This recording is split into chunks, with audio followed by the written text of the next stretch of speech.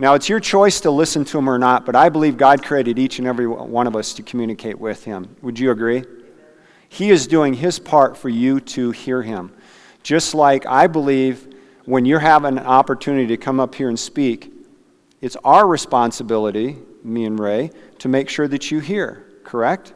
But it's your choice whether or not you're going to listen, okay? So in God's eyes, I'm doing all I can to make sure you can hear me. He's making it obvious. And some of you going, well, I can't hear God. But do you know since you've been at this conference, you've been hearing him? He's been speaking through me to you. Do you guys realize that? I know there's that still small voice on the inside of you. But you have to realize that God can speak through people to you.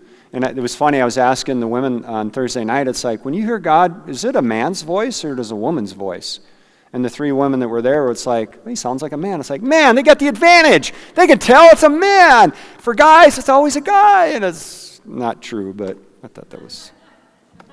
So I want you guys to make a personal decision that you're going to choose to listen to him, okay? I mean, you have to do that.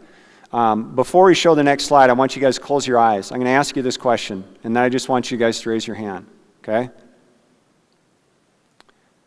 Do you listen to hear, or do you hear to listen? Just think about it. Do you listen to hear, or do you hear to listen? And keep your eyes closed. If you think you listen to hear, raise your hand. Okay? Hands down. If you think you hear to listen, raise your hand. Okay, let's check out the definition. Definition to listen means to pay attention and attend closely for the purpose of hearing.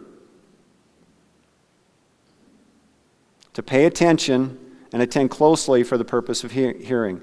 I believe it's his desire for us to listen to him. I believe he gets super excited when you wake up in the morning. It's like, yes, Eric's giving me his attention.